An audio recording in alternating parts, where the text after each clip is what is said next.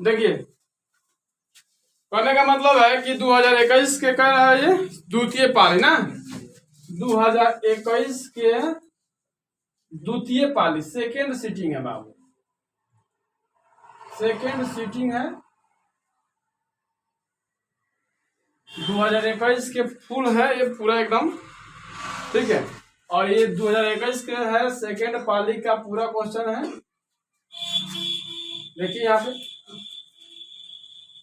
तो यहाँ जैसे एक नंबर सवाल कह रहा है कि 144 के अभाज्य गुणनखंड में दू का घात क्या होगा, ठीक है। दू के घात क्या होगा तो पहले देखिए 144 यहाँ पे कितना है 144, ऐसे आप कर लीजिएगा, ठीक है, भाग विधि से। तो 2 से लगाना है, क्या मतलब कर जाएगा ये 7 2 है ना, फिर 2 से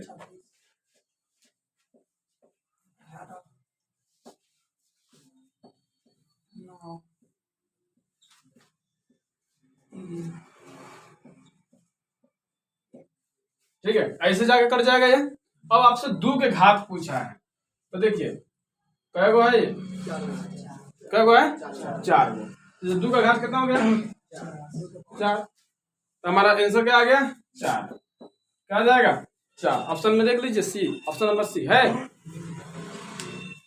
ठीक है। अब किसको समझ में नहीं आया, समझ में आया कि नहीं आया, आया ना। ऐसे आपको घात निकालने के लिए कहते नहीं निकाल सकते हैं, ठीक है। समझ में आया कि नहीं आया। अब आपको सवाल दे दिया जा रहा है, मुंहबा दे रहे हो, ठीक है।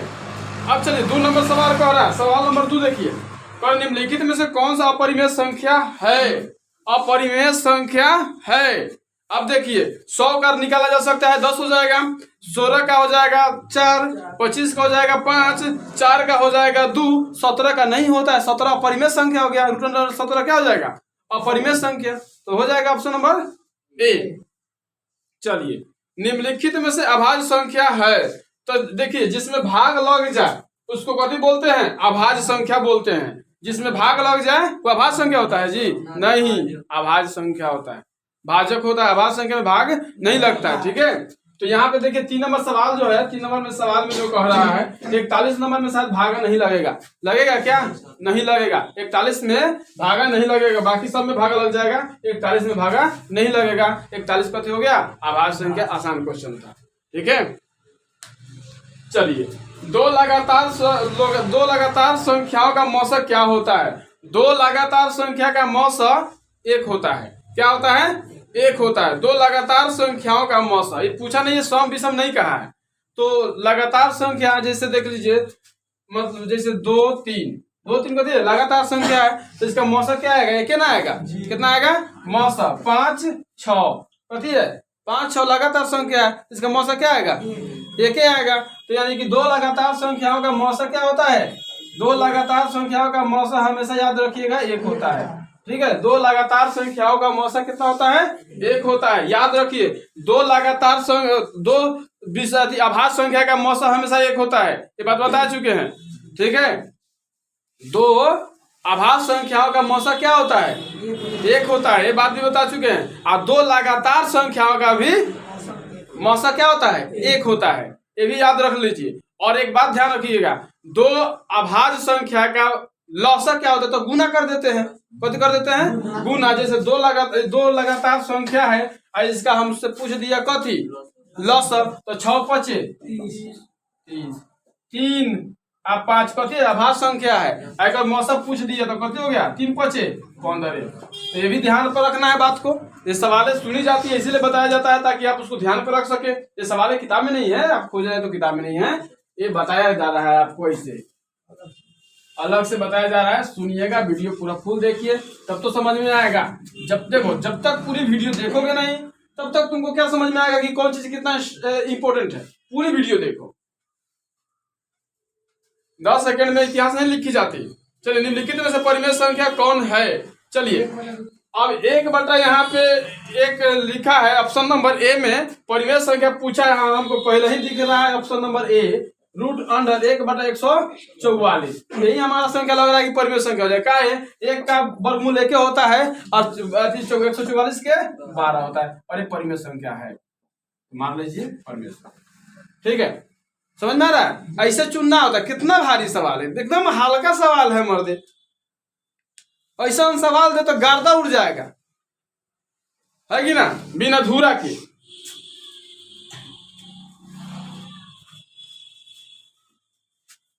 पढ़ने वाला विद्यार्थी सवाल के लेके झोंकेगा, मतलब सवाल ओकरा से झोंकता है कि सोचो छोड़ी ना हमरा के।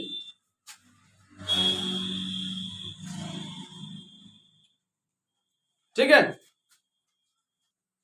चलिए सवाल कह रहा है, 6 नंबर सवाल कह रहा है कि किसी पूर्णांक p के लिए, किसी भी संख्या के लिए प्रत्येक सम पूर्णांक का रूप होना चाहिए। मतलब कुछ रखा जाए तो कथी आवे के चाहिए, सम आवे के चाहिए। कथी आना चाहिए, सम आना चाहिए। अब यहाँ पे 2p ऑप्शन में वो है, 2p ऑप्शन में है, ऑप्शन में कथी है, 2p है। हिवा एक रख के देख लीजिए तो कथी आएगा, दो सम संख्या, दो सम संख्या है कि नहीं है, ठीक है।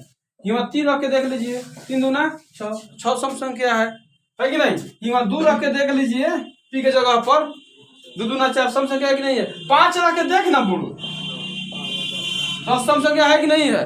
अरे बोल दवा 7 रख के देख ले तू, 14 सम संख्या है कि नहीं है। इसलिए 2p हमारा क्या हो जाएगा, इसका राइट आंसर हो जाएगा। इस पर हमेशा पूरा सम आएगा, ठीक है। ऑप्शन इसमें कथी आएगा, हमेशा सम आएगा, इसमें विषम आ ही नहीं सकता है इसमें, ठीक है, हमेशा सम देगा, इसलिए 2p इसका राइट आंसर हो जाएगा, ठीक है। कुछ सवाल ऑप्शन से भी ट्राई करते हैं, ठीक है, कुछ सवाल ऑप्शन से भी ट्राई करते हैं। अब इसमें से कह रहा है कि निम्नलिखित में से कौन शांत है और शांत प्रसार है। तो देख लो बबुआ, के में नइखे कुछ लोगत, हमें ऑप्शन पहले ही लोगत हमरा बी है 39/243, 43 मतलब 3 होई, में 7 होई, आ 7 होई 3 होई तो ई सब अशांत हो गेल। शांत हो गेला, हमेशा हर में क्या होके चाहिए, 2 गुने 5, ये हमेशा हर में 2 गुने 5 होना चाहिए। बाकी अगर कुछ आता है तो कथी हो जाएगा, अशांत हो जाएगा। ये शांत है, अगर 2 5 के आ रहा है तो कथी है, शांत है। बाकी अगर अलावा कुछ आई, 2 5 के अलावा अगर कुछ आवत हो गए, अशांत कहलाएगा। कथी कहलाएगा, अशांत कहलाएगा। 2 5 के अलावा कोई भी बाटा में आ जाए, हर में ये पढ़ाया हुआ क्वेश्चन है हम लोग का, बहुत अच्छे से पढ़ाए हैं हम आपको, बहुत बनवाए भी है आपसे, आज से 1.5 साल पहले, ठीक है, 1-2 दिन पहले नहीं, 1.5 साल पहले बनवाए थे।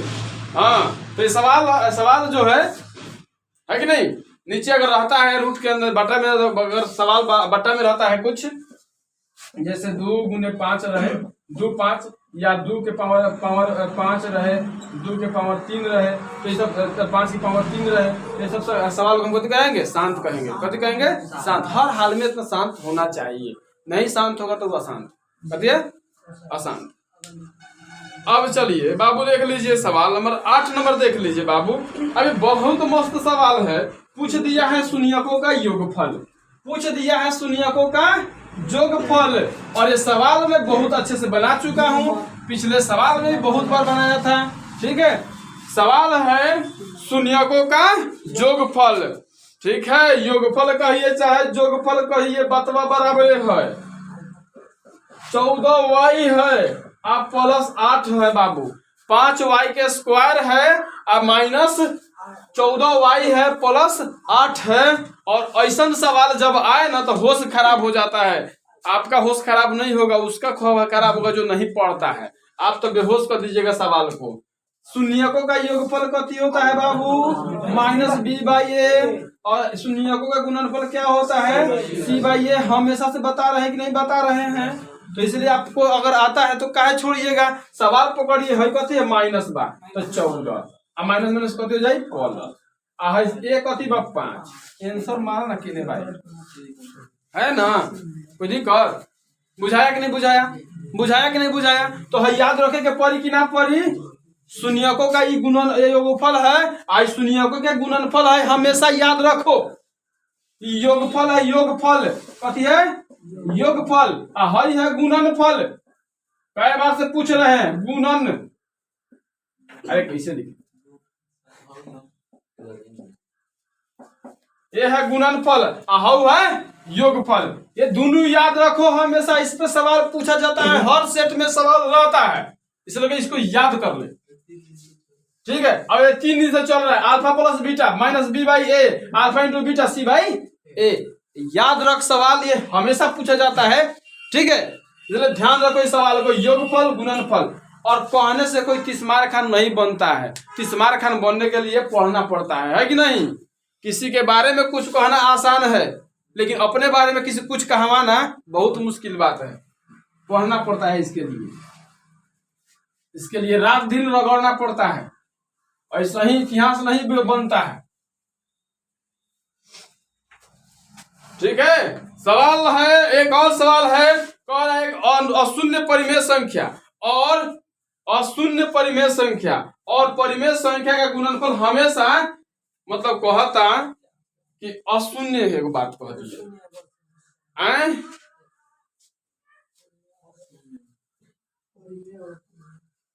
अशून्य का मतलब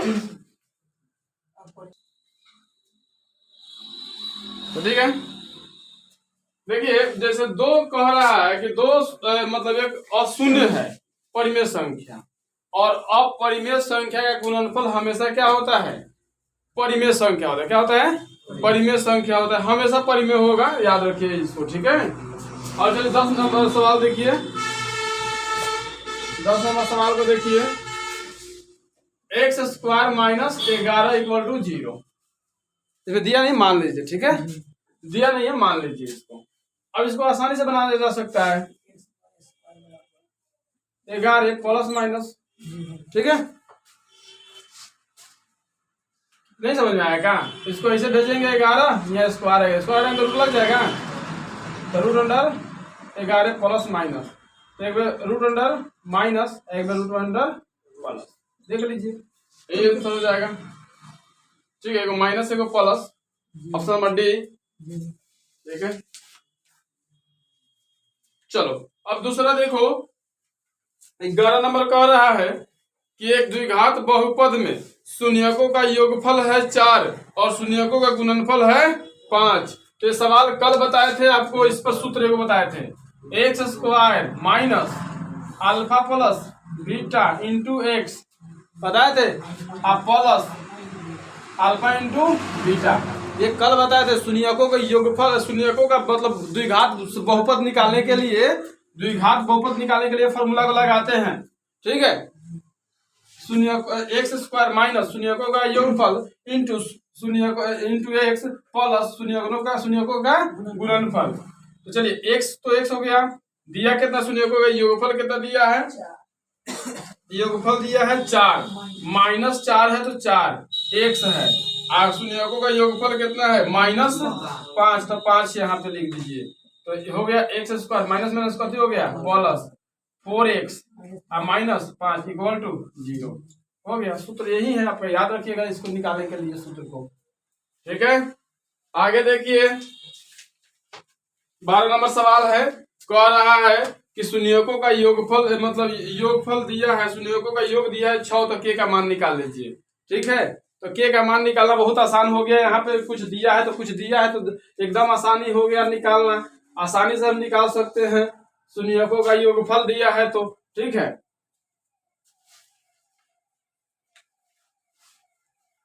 यहाँ देखो शून्यकों, यहाँ सवाल पहले लिखो, x² माइनस kx प्लस 8 बराबर 0। ठीक है, अब आपसे पूछ दिया शून्यकों का योगफल दिया है, शून्यकों का योगफल क्या होता है? सूत्र अभी लिखाए थे, -b/a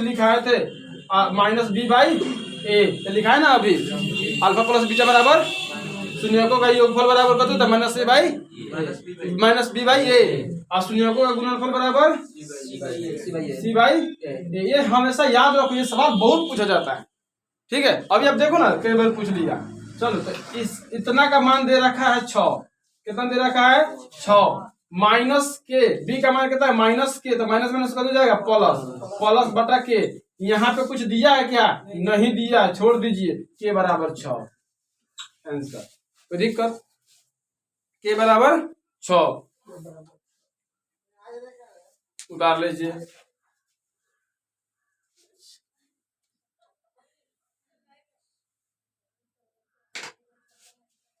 चलिए देखिए यहाँ पे, अब नेक्स्ट सवाल है, कह रहा है 13 नंबर सवाल जो कह रहा है k के मान निकालिए, समीकरण इतना और इतना को दिया है, तो समपाती रेखा को प्रदर्शित करता है, मतलब समपाती मतलब तीनों बराबर होना चाहिए, समानुपाती मतलब होता है ना तीनों बराबर, आए तीनों बराबर होता है ना, ठीक है। आगे दो बराबर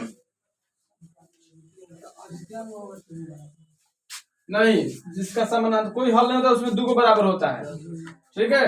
अद्वितीय में कोई बराबर नहीं होता है, पूरा बराबर होता है, हाँ ठीक है। तो चलिए देखिए हैं यहाँ पे, चलिए बाबू मान लीजिए यहाँ पे 3x है, 3x माइनस वाई माइनस 8, चलो 6x माइनस के माइनस बराबर माइनस 16 है ना। चलिए तो a1 बटा a2, b1 बटा b2, c1 बटा c2। ये सवाल है कितना बार हो चुका है कि नहीं हो चुका है। अब चलो रुकिए, यहाँ पे रख दीजिए 3 बटा 6, यहाँ पे रख दीजिए माइनस के माइनस 1 और माइनस के, कोई दिक्कत। चलिए यहाँ देखिए माइनस 8 माइनस 16, चलिए बाबू तो देखना लीजिए, यहाँ 3 दूना 6, 8 दूना 16, माइनस माइनस खत्म, यानी कि 1/2 बराबर 1 बटा के बराबर 1/2। अनुमान लगाया जा सकता है कि तीनों बराबर है, समपाती है। कोई एक उठा लो, इसी को उठा लेते, कोई दिक्कत है क्या, एक एक उठा लेते हैं इधर के।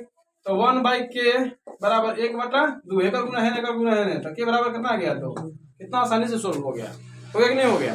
बात समझ में आया। इस सवाल आप पढ़ चुके हैं कि नहीं पढ़ चुके हैं, हो पढ़ चुके हैं, आसानी से सोल्व कर सकते हैं इसको। अब वीडियो नहीं देखिएगा तो कैसे समझ में आएगा, यूं तो समझिए लिए घर आपको कैसे समझ में आएगा, इसलिए वीडियो देखते रहिए, ठीक है। उतारना है उतार सकते हैं।